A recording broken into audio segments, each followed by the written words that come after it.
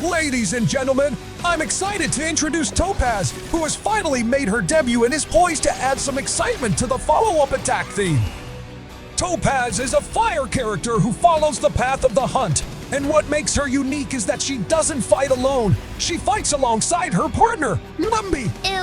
Topaz's distinguishing feature lies in the fact that all her attacks are based on follow-up strikes, and she even enhances her allies' follow-up attacks when targeting a specific enemy. When it comes to her abilities, she strongly reminds me of a Fire Clara, especially due to her ultimate ability, and she shares similarities with Jingwan, who also possesses a partner akin to the Thunderlord, delivering follow-up attacks and dealing the most significant damage. Let's dive into her abilities. Starting with her talent, at the beginning of a battle, Topaz summons her partner, Numby, who joins the fight as an additional ally, much like you've seen with Jing Yuan's Lightning Lord. Additionally, a random enemy on the field is marked with a pig icon, known as the Proof of Debt. Whenever it's Numby's turn, she will unleash a follow-up attack against this marked enemy based on Topaz's attack value. If another character also performs a follow-up attack on the marked enemy, Numby's turn gets accelerated by 50%. In other words, she gets an instant extra turn after 2 follow-up attacks of another ally. Fast as fuck, boy!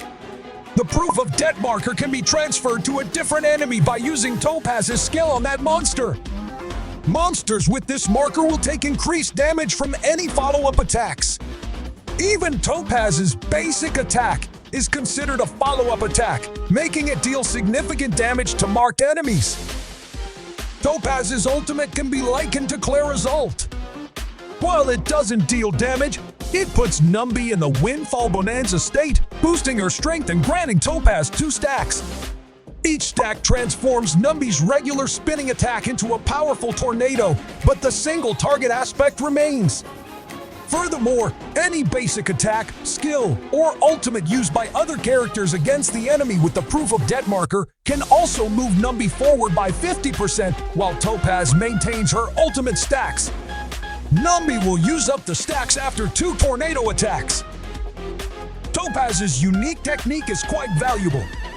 It can be buffed before a battle and restores 60 energy for Topaz after Numby executes her first follow-up attack in battle. This ensures that she'll always have her ultimate ready after her initial turn in the fight. Additionally, Numby can detect hidden treasure chests and jade trotters on all maps within a certain radius. If Topaz uses her technique before a battle, you can earn extra credits from that battle, or cosmic fragments, and even have a chance to obtain curiosities in the simulated universe.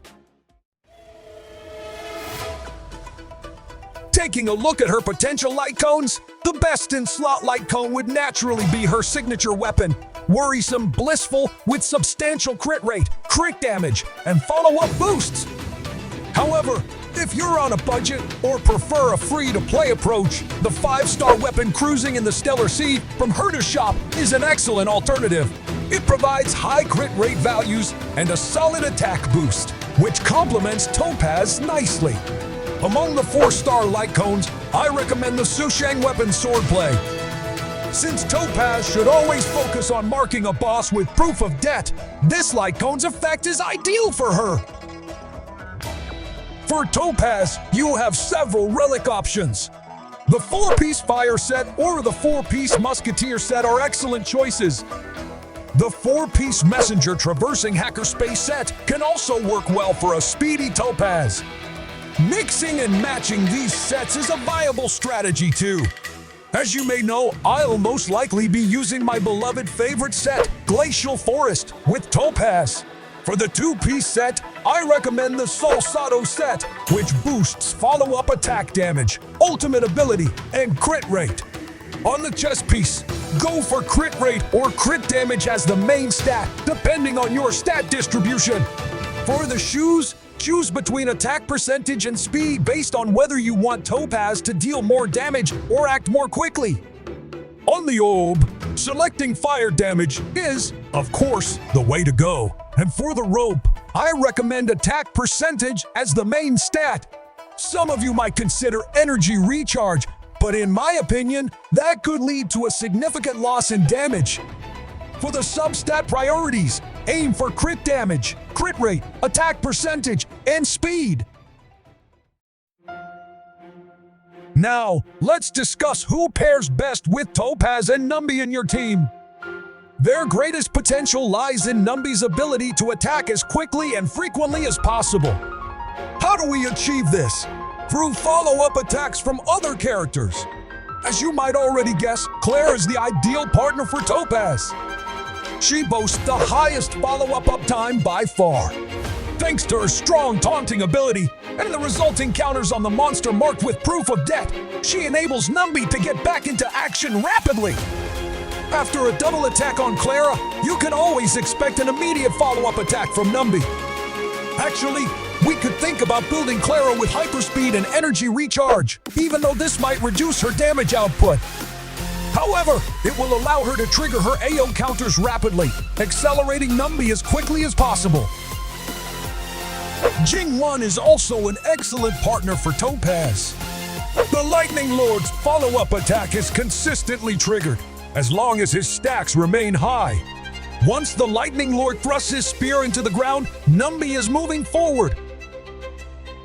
Another character with a reliable follow-up attack is Kafka. A perfect combo would be for Topaz to execute a basic attack, followed by Kafka's follow-up.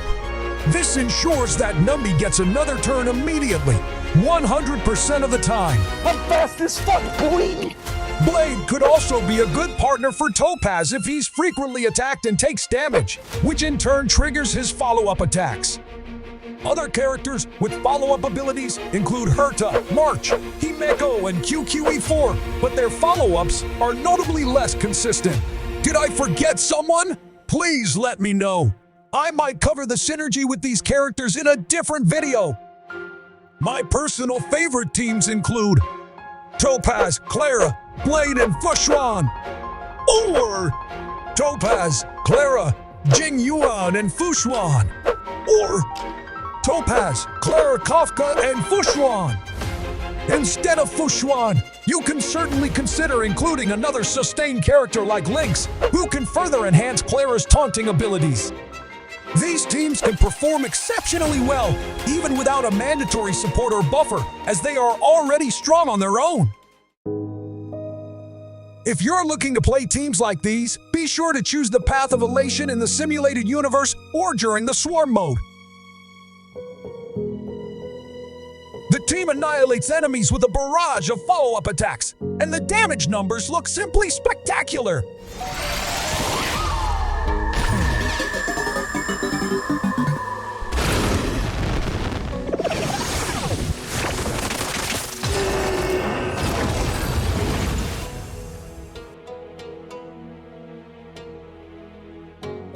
Let's start with the pros. Flexibility. Topaz is incredibly versatile and can be played as a main DPS, sub-DPS, or supporter using the speed set. This adaptability allows her to fit into various team compositions. Follow-up buffer. She introduces a unique dynamic to the team by enabling and enhancing follow-up attacks, making her an excellent addition to many team setups. All attacks are follow-ups. Every single one of Topaz's attacks, including her basic attack, are follow-up attacks. This means her entire kit is geared towards maximizing follow-up damage potential. Now the cons. Single target focus. Topaz primarily deals single target damage, which can limit her effectiveness in situations where AoE damage is crucial. Adding an AoE DPS to the team would be a smart option. Low damage multiplier for single target. While Topaz specializes in follow-up attacks, her damage multiplier for single target attacks might not be as high as other specialized DPS characters. Numby's normal follow-up doesn't regenerate energy. Unfortunately, Numby's standard spinning follow-up attacks don't regenerate energy. This can impact Topaz's ability to unleash her abilities consistently in longer battles. How about you? Are you looking forward to Topaz? And do you plan to summon her? What teams are you planning to build around her? Or are you considering skipping her altogether? Please share your thoughts in the comments. If you found the video helpful or enjoyable, I'd greatly appreciate a thumbs up and a subscription if you'd like to see more content like this in the future. With that, I'll see you next time.